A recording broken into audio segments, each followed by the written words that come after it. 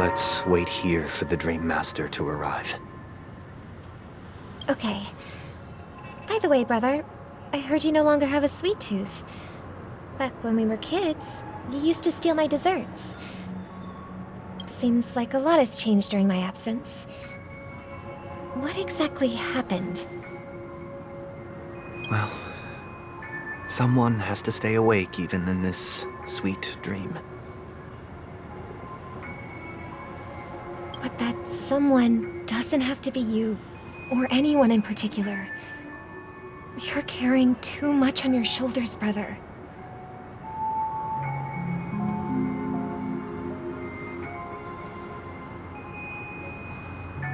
The paradise in our dreams... it shouldn't be like this.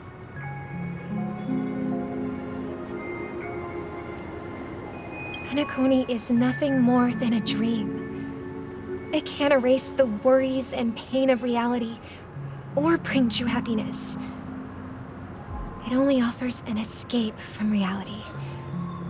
Nothing more.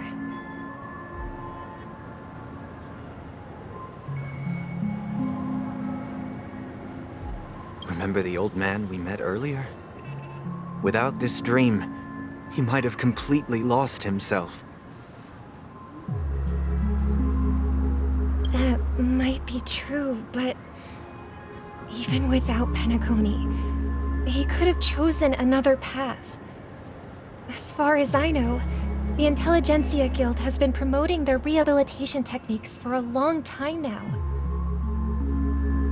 That path may have been more ordinary and challenging, but now he is receiving hospice care in a comatose state, and his fate is sealed.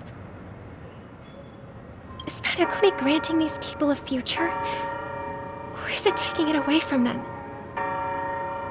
Well, don't forget this. Not everyone really has a future. The future for humanity is like the sky for birds. People mistakenly believe that flight is inherent to birds because they've never witnessed those birds crashing to their death. Do you remember how we took in that little Charmony dove when we were young? Yeah. We took care of it. Provided food and water, groomed its feathers. And later, when I decided to leave Penacony, I opened the cage and set it free. Well, I didn't mention what happened to it in my letters, because I didn't want to upset you.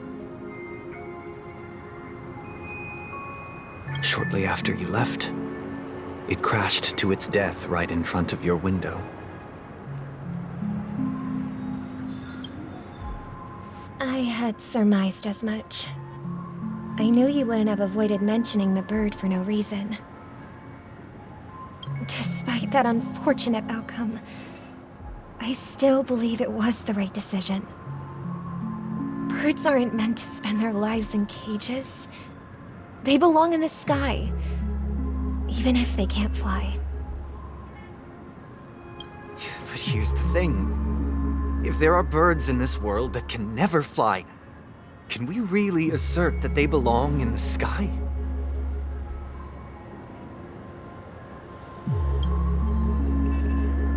Are you implying that the same goes for humans too?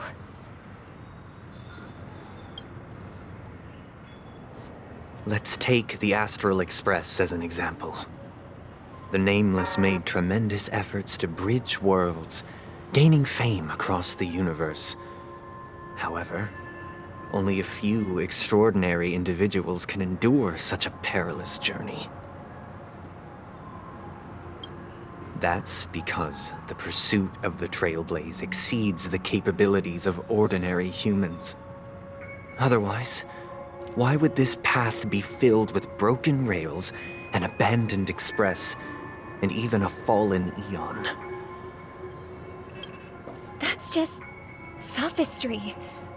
If that were true, then only the powerful would have the right to determine the future. Unfortunately, That's exactly what happens. Another name for the future is self-value. While this world has its fair share of heroes who inspire people and garner admiration for their heroic deeds, the majority of ordinary people will never become heroes in their lifetime. Some are born weak and vulnerable. Some find themselves trapped in unfortunate circumstances. Some fall victim to malice and cowardice.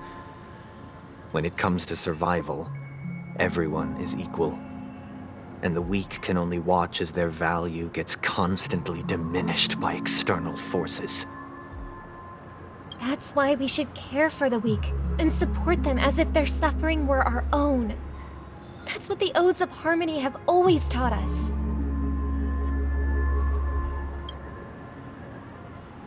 While the Harmony holds noble aspirations, the strong will always be strong, and the weak will always be weak, even in this carefree dream. Human nature contains greatness, but it also harbors inherent weaknesses that can't be eradicated.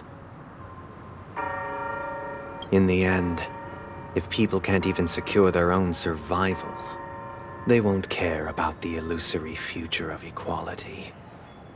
As long as the law of survival of the fittest prevails, there will always be fledglings crashing to their death. But if people don't live for the future, do they merely exist for survival? If even you, my brother, don't believe that the Harmony will save the weak, then which Eon can make our dreams come true?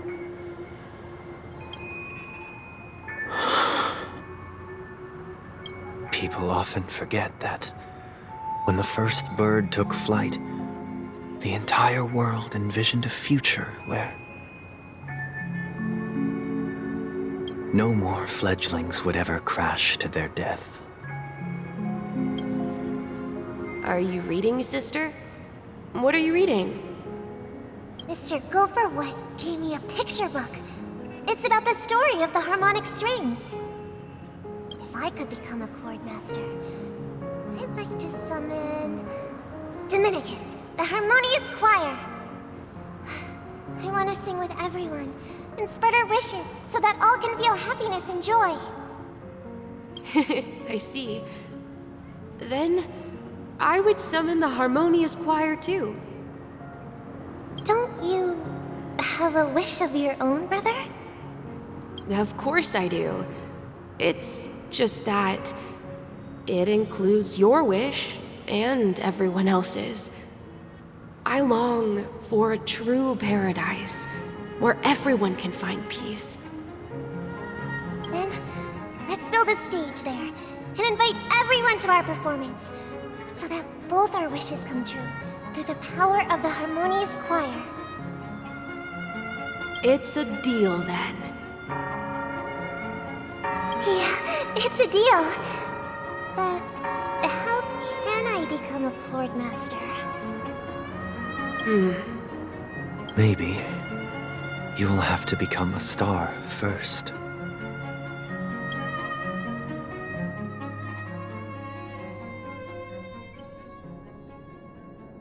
You're back sooner than I thought. Any results? Yes. And now, it's up to us to forge ahead. Since he's already carried out his last wish, my final mission is complete. But pardon me if I sound curt. It's good to have determination. The path Mikhail left for you is not an easy one to tread. Why else would he have chosen to sleep in solitude, staking everything on some nameless in the future? But you have the numbers, and in numbers comes strength. So that might just delay your inevitable a little more. Got any more encouraging words? As I see it, relying on Welt's negotiations alone is far from enough. Regardless of whether the other party will be compliant, Negotiating simply allows us to meet them as equals and won't grant us an upper hand. Penacony is our rival's home turf, and we already have very few chips left to play with. Rather than idly sit around while the family's got us blocked off, an offensive approach might be a wiser course of action. We're more familiar with the Stellaron's properties than most, and since it's the key to stabilizing the sweet dream, it's vital to the family's interests. By attacking their core interests, they're bound to retaliate hastily. And as the saying goes, haste makes waste. That's right. As long as we pose a threat to the Stellaron, either with words or otherwise, we have a chance at gaining the upper hand. But the problem is, on the eve of the Charmony Festival opening, how exactly are we going to get close to the theater? Family security will be airtight, and if we brute force it, even if we succeed, it's too risky.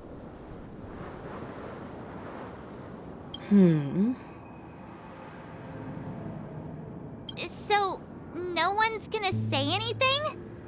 Then I'll raise my hand. I know the answer to this question.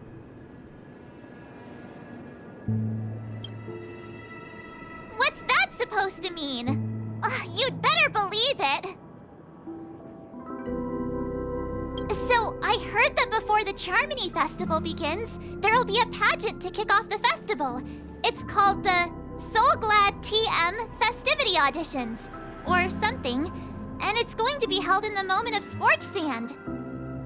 As long as we clinch the top spot, we'll be able to attain the title of Festive Superstar, and be able to personally bask in the graces of Miss Robin. Not that that's important. What's crucial is that we can enter the Grand Theater before the audience arrives. So, how do we go about participating in these festivity auditions? I've already procured special invite tickets from Miss Robin's fan club. To tell you the truth, I had been preparing to join the auditions all along. But now it looks like even if I scrape through, I probably still won't have the chance to shake Miss Robin's hand. So they're still running this thing, huh? It was originally just a publicity stunt, set up by Mikhail to drum up attention. But it looks like it might be worth a shot. We'll follow March's plan. Mr. Gallagher, will you be joining us? I'm afraid I won't have the time.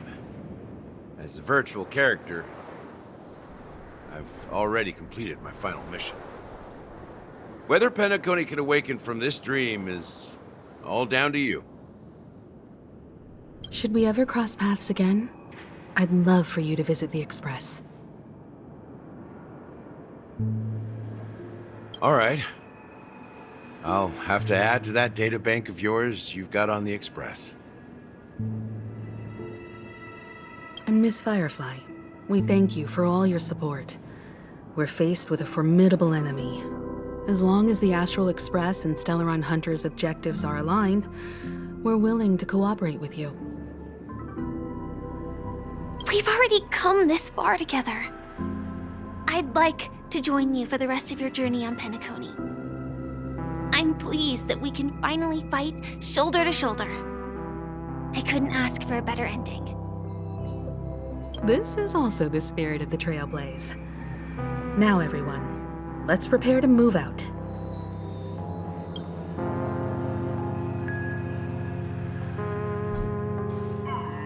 Ladies and gentlemen, welcome to Scorch Sand Hall. This is where challengers thrive and dream chasers shine, all under the watchful eye of the entire universe.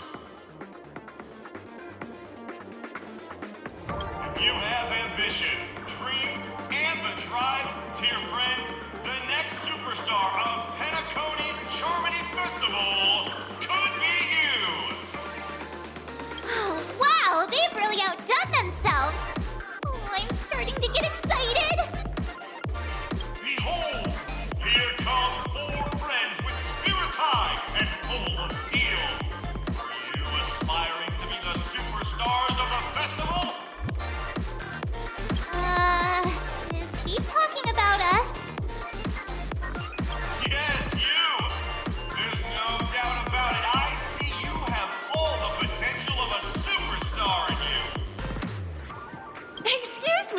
for? What are you hoping to get out of all this? As the last group of contestants, how confident are you in overcoming all of the challenges? Would you be open to a brief exclusive interview with us? It'll be quick. Your journey is long and fraught with peril, yet under a sky blanketed by banners, you vie for the crown. The sword and rose! Protect the beauty! The beauty, the beauty! Magnificent and majestic! A knight's head is hard as steel. Brotherland's focus is stubborn as a heel. We don't all have to be winners, but if we don't have fun, we'd all be sinners. People are pouring in. Kinda feels like all sorts of baddies are showing up. Let's get in there quickly and enter the competition. Ladies and gentlemen, please make way. Make way. Coming towards us now is one of Penacony's top 10 wealthiest tycoons and the soul-glad business empire's founder, Mr. ID. Allow me to introduce myself. I'm the director of Soulglad's factory, Ideen Reed. My four friends, introduce yourselves to the audience across the cosmos. Hello, everybody. I'm Himiko, a nameless from the Astral Express, and these are my companions. Don't you guys need to hide your identities? Can't hide it anyways. Penacony is plastered with our posters. And because the Astral Express is so well known, the family won't dare to make any rash moves.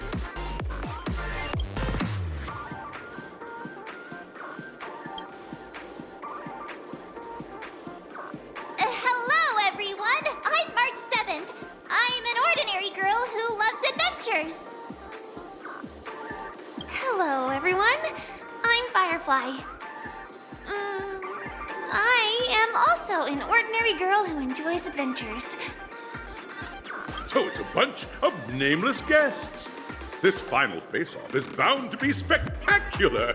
Time is precious. My four friends, come with me.